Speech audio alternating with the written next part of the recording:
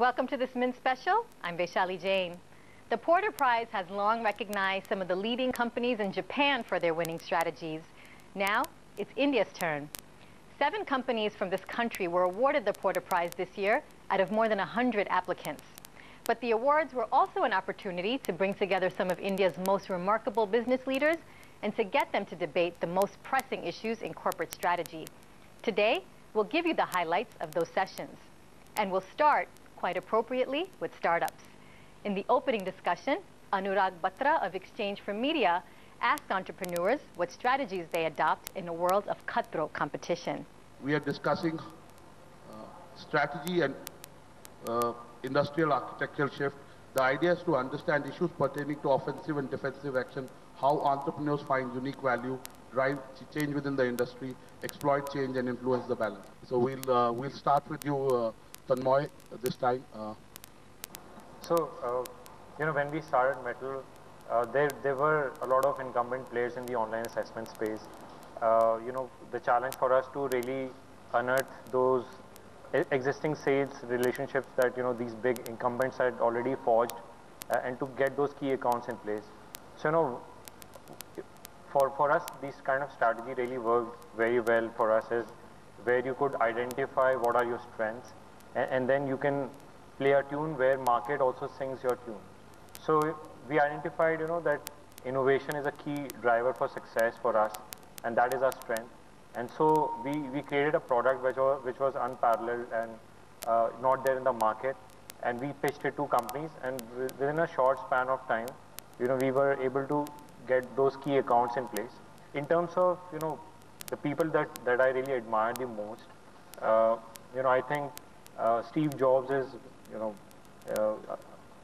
our hero. I mean, or my hero in that sense. When I was very young in the business school, I was told consultants always thrive, especially when the economy and the environment is not good. You're a good example of that. And really your business is to make other businesses competitive. So good opening remarks. We'll come to you. Sure. We exist because what we do is we sell bus tickets on internet. Our story started about 6 years back when I couldn't get a bus ticket because travel agents were selling tickets out of pen and paper. So when you go to a travel agent to book a ticket, he calls a bus operator to find out if they have any seats. And that was a very manual process. And when I went to this particular travel agent, he called up 2-3 bus operators and told me there are no seats, where there were probably 30 bus operators. So I thought maybe the 3 operators that he called didn't have seats. Maybe the 6th and the 7th operator had seats. And I ended up not getting the seat. So being an engineer, I thought we could computerize the whole thing, which means when I went to a travel agent, he could probably log on to a system and then figure out which operators had a seat, and then just tell me whether there is any seat in the whole city or not. So that was the solution. And then we computerized the industry, and within short period, I think after we launched our service, within 3 years, almost hundreds of bus operators across the country who we could never expect that they will use computers and high tech to sell tickets, started using computers. And that's a huge change that has happened. And we exist because the existing travel agents didn't realize the power of internet. And today we are paranoid because probably even internet is getting phased out. Today a significant amount of our revenue comes from mobile, and we don't even understand how mobile works. Another thing is in terms of advertisement on social media. Facebook was such a big thing. Being an engineer, this generation guy, I should know so much about Facebook, and as a company, we should know so much about Facebook advertisement, but I think we missed that beat. Fantastic, Fernandro. You basically said 2 things. One, entrepreneurs create things out of paranoia. Second is really things around us are changing very fast, so we need to be more competitive. Simply put, these are the 2 things you are saying. Ashwin, of all the panelists, you're someone who's brought affordable healthcare to a lot of people. What is commendable about what you've done is, one, in some way, the scale at which you've done it. A lot of people do it, but they do it at a very smaller scale. Vishesh, in some sector you're special because apart from your own company, in some way, you help large corporates being competitive, in terms of auditing them, in terms of working with them in terms of risk advisory. So really, how do you see the governance climate in the country? I mean, is it really as bad as it's made out to be, or we are being less imaginative about what we can do? I think we become very short-termist to want to judge things in the short term. I think we've also become very pessimistic. Moving back to our own business, we're an audit tax advisory firm, and that marketplace is 50,000 audit tax firms, probably another 50,000 so-called consulting advisory firms. And for us, it was about standing for something. And we stand for helping unlock the potential for growth in our clients. Sure. And that eventually is about making some choices. Making a choice of the market we want to serve, which is dynamic companies. It's making a choice about how we want to service that market, which is helping those companies navigate complexity, and making a choice about the sort of people we want.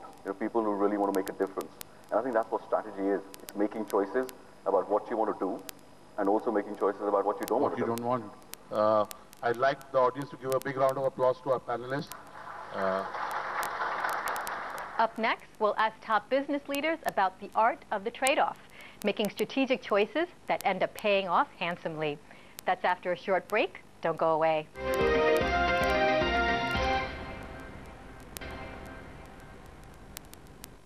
Welcome back to this Mint Special on the Porter Prize.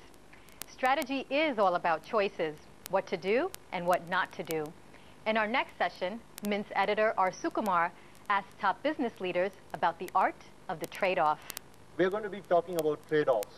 And trade-offs are very, very important when you're talking about strategy. Especially because, you don't operate in an environment where you're usually the only company doing something. It's usually an environment where there are lots of other companies. If you're lucky, you'd be the first comer. If you're not, which is usually the case, you'd be number 2 or number 3 or number 4. And we have some very, very interesting businesses here. We've got telecom, we've got power equipment, we've got insurance. So it'd be interesting to get your perspective. I'd like Sandeep to start off. Sandeep. I was just thinking while you were talking that somebody mentioned to me that when you have been married for too long, the husbands and wives start looking similar after a while. Can you imagine after 23 years what my wife would be dreading? And the reason I say that is because if you look at the 14-odd telcos across, we probably started looking like each other in a way. So when Aircel started, we were a mom-and-pop operation, and there were obviously behemoths in the business. And there was very little space in the market. And one of the first things that you do is to see where you can position yourself. And we clearly had a disadvantage. We didn't have a base. And we had spectrum, which was invaluable. It was empty because there was nobody subscribing to it. And we knew that we were in the cusp of the transition between voice and data. And we also knew that we were facing a new India, where it was the first day of another 350 million data users to come. More than half the population of the country was below the age of 25, which are youngsters. And so we decided that for us, the strategy was going to be data. And which is why we positioned ourselves as the pocket internet company, which was something which was very easily understood by everybody, but very clearly positioned ourselves as pocket internet. Obviously, the trade-offs were to let go some of the traditional forms of the business, which is everybody buys a phone first for voice. And we decided that on the voice side of the business, we did not have enough competence or enough perception that we could deal with some of the larger players, which is why we honed in very clearly in the area of data. Thanks, Sandeep. HDFC. Again, need to say very little. LIC was there, and LIC was like, this behemoth, pretty much defined industry practices, products, because I still remember the first wave of products that the private companies all came out with were quite similar to what LIC had. And then there's also this huge regulatory thing that happens. The regulator wants to be independent, but unfortunately your definition of product is very strongly conditioned by what the monopoly until then has been offering. So you tend to view everything from that perspective. So what kind of trade-offs, or with a drop of the hat to Venkatesh, choices did you really have to do? Well, thanks a lot for the opportunity. LIC is still very much there. They still have 65% market share. And I represent an industry which is known world over for it's mis-selling and malpractices. So, we come with a very, honorable background. So the moment I talk about the fact that, we are, the insurance industry worldwide is seen as something which is pushing a product and pushing the product for the sake of selling, then immediately comes the first choice which you need to make. Because especially in our industry where you sell products which are 15, 20, 25 years, kind of the tenure of the product is that long, you can get away by doing things in the short term and completely forget about the long term, because the impact of what you are doing from a customer perspective or a shareholder perspective will be felt 10, 15 years later. And I see that all around in India, especially where I see most of the competition doing a lot of things for the short term and really not thinking about the long term. And since the private side of the life insurance in India is only 12 years old, I think some of those things will come to roost in the next 5 to 10 years. So that's the first very important choice we make. Are we going after the short term? Are we going to sell things where the customer will realize what they were sold 10 years later? Or are we selling something which is for the long term?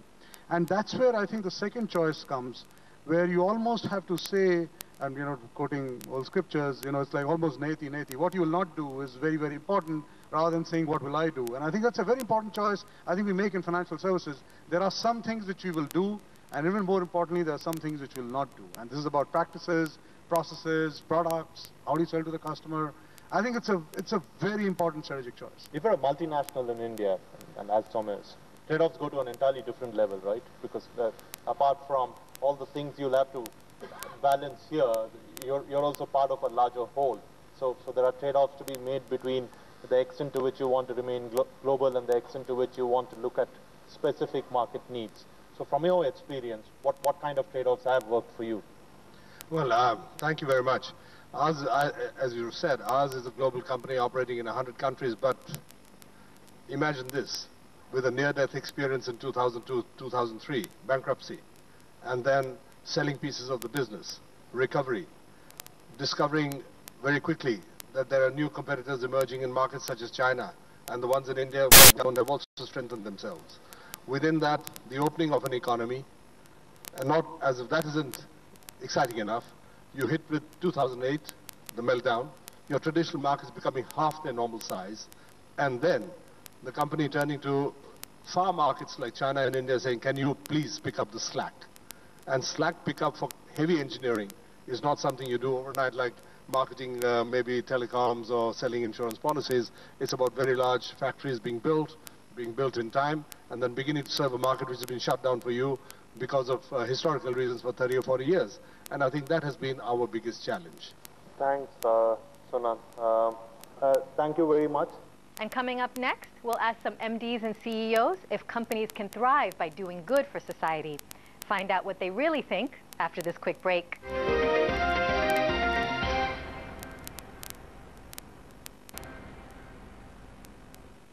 Welcome back to this Mint Special on the Porter Prize. Companies are always eager to show off their CSR projects, but can doing good also be profitable? In the final session of the Porter Prize, we look at the idea of shared value, how to craft strategies that are good for business and good for society. Well, thank you for having us here, and this is the last panel of the day. We'll be switching the focus away from pure strategy into the realm of the social sector, into an idea called shared value, and that's how companies can use business strategy, corporate assets, to create social good. So we have a great panel here today to speak of their experiences from a wide array of different backgrounds. There's a rich history within India of giving back through corporate philanthropy. However, this is different from shared value because this is looked at being very different from business and quite separate. So philanthropy and business were mutually exclusive activities. And this is different from shared value because shared value is looking at them as one and the same. So the corporate philanthropy is looking at how to share value created through your business, whereas shared value is looking at how to actually use your business to solve a social problem. So Manfred, with that in mind, can you speak a bit to what you've seen in terms of successful strategies that have been used by players in this space that set them apart from the rest? I'll try to make 4 points, and the first one is a bit of a doubt. If you look at the stats here in India, then you come to the conclusion that in the last 20 years, India has got more unequal and we still have a huge challenge in front of us. Shared value approaches can be and have always been part of a solution, but they are just that, a part. And especially here in India, I think there is a long tradition of shared. In 1908, Jamshedpur was built, and that was also creating shared value. The shared value concept, I think, relies on one of the three drivers of how to make business more responsible, or how to make business being a citizen of this society, a good citizen of this society, which is the business model and the business case. There are also two other drivers which we shouldn't forget. One is the law, the compliance with the law. If I look into our own constitution, Article 14, property entails obligations, and its use shall always also serve the public good. Great, thank you. You make an excellent point in terms of responsibility seems to be growing. This has been something woven into the fabric of the business world for a long time, but inequality is rising.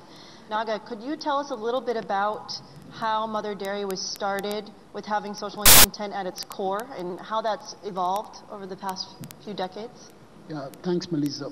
We're about a 38-year-old organization, and I think the whole context has been to provide a market, a forward linkage initially for the small farmers. Subsequently, what we have got into is, given the scale of the large metros, we actually have gone about creating village-level organizations, and today we run almost close to 15,000 village-level organizations, each organization with about 40 to 50 small farmers, all of them really supplying about 5 to 6 liters of milk a day. So effectively collecting almost 2 to 2 million liters of milk from these people and transporting it into the cities. Some examples which I believe is really fascinating is, till about 4 years ago, these farmers would have been getting about 14, ranging between 13 to 14 rupees a liter. Today it's moved to about 26, 27 rupees per liter. In fact, a metric which we have for ourselves is that what's the percentage of the consumer rupee that goes back to the farmer? That's a metric in all our management teams' appraisal, so to speak. So we almost push back anywhere between 75 to 76% of the consumer rupee back to the farmer. Thanks for sharing that. So our next panelist, Niran, will talk a bit about his restaurants and how they've been able to successfully improve their value chain and at the same time have a positive impact on the environment. Yeah, so like I said, I work for Yum Restaurants, which is KFC, Pizza Hut, and Taco Bell. We have crafted our mission and reason to be as growth with a big heart. So growth for our business, for our people, and a big heart to give back to the community of which we're a part of. So we want to have a mindset where our company's DNA is both ambition and compassion, and sustainability is not what we do, but who we are. For us, it was an insight that the cost of energy, which is electricity, gas, water, is almost as high as 65 to 70% of our labor cost. It's incredible. It is not like that in most markets in the world. So obviously the cost of just energy is absolutely humongous. And therefore what we've decided to do, we've set upon introducing a series of sustainability initiatives on more efficient utilization of electricity, of water, to be able to manage these costs down, through which we'll be able to strengthen our business model. So we're looking at innovative ideas such as how can we use our cooking oil as biodiesel to run our generators. We're looking at new fittings and fixtures in our restaurants to reduce water consumption. We're looking at solar panels, we're looking at LED lighting, we're looking at state-of-the-art air conditioning systems, etc.